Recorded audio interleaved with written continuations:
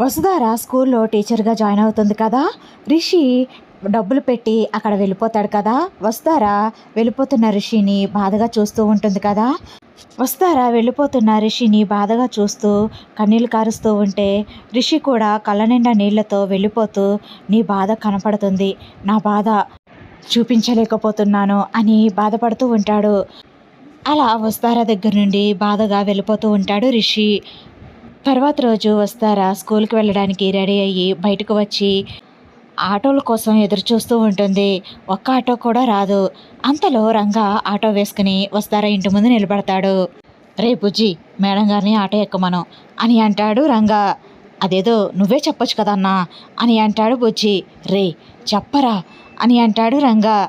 Madam గారు, auto ఎక్కండి, school దగ్గర దింపేస్తాం అని అంటాడు. పర్వాలేదు, మీరు మీ కిరాయికి వెళ్ళొచ్చు, నేను వేరే ఆటో ఏమైనా చూసుకుంటాను అని అంటుంది వాసు బెట్టుగా. ఇప్పుడు ఆటోలు ఏమీ రావని చెప్పు అని అంటాడు రంగా బుజ్జితో. అన్నా ఏంటన్నా నువ్వు, మేడం గారు ఇప్పుడు ఆటోలు ఏమీ రావు అని అంటాడు బుజ్జి. ఏంటి ఆటోలు ఏమీ రావా? అయితే ఇప్పుడు ఎలా? నేను ఖచ్చితంగా ఆటో ఎక్కాల్సిందేనా? లేదు, నేను ఎక్కను అని అనుకుంటుంది మనసులో వాసు.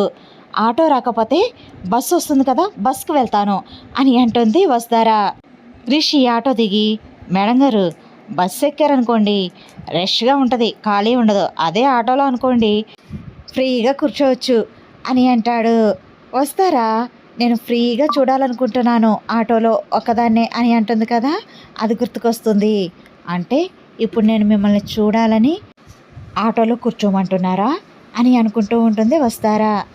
అదేం కాదు మేడం, ఈ టైంలో ఏమీ ఉండవు, అందుకే మిమ్మల్ని స్కూల్ దగ్గర దించుదామని ఆటోలో కూర్చోమంటున్నాను, అంతేగాని ఏమీ కాదు అని అంటాడు రిషి. మీరు రంగా అయినప్పుడు నా మనసులోని మాట మీకెలా తెలిసిందో, నా రిషి సరికి కాదా నా మనసులో మాట తెలిసేది అని అనుకుంటూ ఉంటుంది వసుధార. అవన్నీ అడగండి, మీరు ఆటోలో కూర్చోండి అని అంటాడు రిషి. వసుధార ఆటోలో కూర్చుంటుంది. రంగా ఆటో స్టార్ట్ చేస్తూ ఉంటాడు. అంతలో ఒక ఆటో పక్క నుండి వెళ్ళిపోతుంది. బుజ్జి, ఇప్పుడే కదా ఇటు ఆటోలు రావు సరిగ్గా అన్నావు, ఇప్పుడే ఆటో వెళ్ళిపోతుంది అని అంటుంది వెళ్ళిపోతున్న ఆటోని చూస్తూ. రిషి డ్రైవ్ చేస్తూ ముసిముసిగా నవ్వుకుంటూ ఉంటాడు. అద్దంలో నుంచి వసుధార చూస్తుంది. మేడం గారు రావు, కానీ ఏదో బై మిస్టేక్ వచ్చేసిందిలేండి అని అంటాడు బుజ్జి కవర్ చేస్తూ. బై మిస్టేక్ వచ్చిందా? కావాలనే రావని అబద్ధం చెప్పారా అని అంటుంది వసుధార. మేడం గారు, మీ దగ్గర మేమెందుకు అబద్ధం చెప్తాము అని అంటాడు బుజ్జి. ఏమో, ఆటోలకు అసలే గిరాకీ ఉండట్లేదు కదా ఈ మధ్య, ఫ్రీ బస్సులు వచ్చిన తర్వాత, అందుకే ఆటో ఎక్కాలని అలా చెప్పారేమో అనిపిస్తుంది అని అంటుంది వసుధార. రే, కావాలంటే ఫ్రీగా తీసుకెళ్తామని చెప్పరా, డబ్బులేమీ ఇవ్వవసరం లేదు అని చెప్పు అని అంటాడు రంగా. అదేంటన్నా, డబ్బులు ఇవ్వకపోతే ఎలా అన్నా, మనకెలా కుదురుతుంది అని అంటాడు బుజ్జి. ఫ్రీ బస్ పథకంలాగా ఫ్రీ ఆటో సర్వీస్ పథకం ఏమన్నా పెడుతున్నారా ఏంటి మీ అన్నయ్య గారు అని అంటుంది బుజ్జితో వస్తారా. అరే బుజ్జి, అందరికీ కాదు కానీ మేడం గారికి మాత్రం ఫ్రీ అని చెప్పు అని అంటాడు రంగా. ఏంటన్నా, అంటే ఇప్పుడు మేడం గారి దగ్గర డబ్బులు తీసుకోవా అని అంటాడు బుజ్జి. మీ అన్నయ్య గారు తీసుకోను అన్నా నేను ఇవ్వకుండా ఉండలే బుజ్జి, నేను మీటర్ మీద ఎంత అయిందో అంత చెప్పండి ఇచ్చేస్తాను, అంతకన్నా ఒక్క రూపాయి ఎక్స్ట్రా కూడా ఇవ్వను అని అంటుంది వసుధార అద్దంలో నుంచి రిషిని చూస్తూ. రిషి కూడా వసుని అద్దంలో నుంచి చూస్తూ వసు మాటలకి ముసిముసిగా నవ్వుకుంటూ ఉంటాడు. రంగా ఆటో ఆపుతాడు. ఏంటన్నా ఆటో ఆపావు అని అంటాడు బుజ్జి. స్కూల్ వచ్చిందిరా అని అంటాడు రంగా. ఓ అనుకుంటూ వసుధార ఆటోలో నుంచి దిగి డబ్బులు ఇస్తూ ఉంటుంది.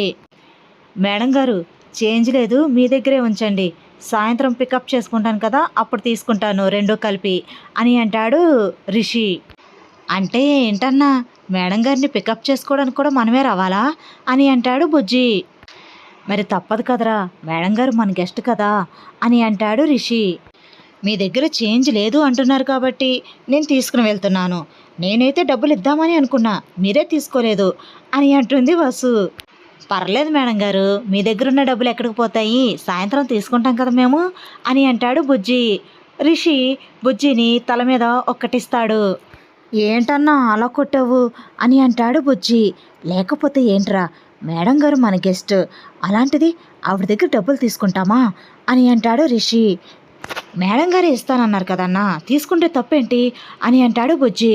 రే, ఈ విషయాల్లో నువ్వు ఏం మాట్లాడుకో అని అంటాడు బుజ్జితో రంగా. వస్తారా స్కూల్ లోపలికి వెళ్ళిపోతుంది. రిషి అలానే చూస్తూ ఉంటాడు. అన్నా, మేడం గారు లోపలికి వెళ్ళిపోయి చాలాసేపు అయింది, నువ్వు ఇంకా చూస్తూనే ఉన్నావు, నడవన్నా వెళ్దాం అని అంటాడు బుజ్జి. రిషి తడబడుతూ, రే ఏం చూస్తున్నావురా, నడవరా వెళ్దాం అని అంటాడు. అదేంటన్నా, ఇప్పటివరకు నువ్వు కదా చూసింది, నన్ను చూస్తున్నావు అంటావేంటి అని అంటాడు బుజ్జి కన్ఫ్యూజన్గా. సర్లే, సాయంత్రం మళ్ళీ మేడం గారిని పికప్ చేసుకోవడానికి రావాలి, నడువు వెళ్దాం అని బుజ్జి రంగా ఇద్దరు కలిసి ఆటో వేసుకుని వెళ్ళిపోతారు.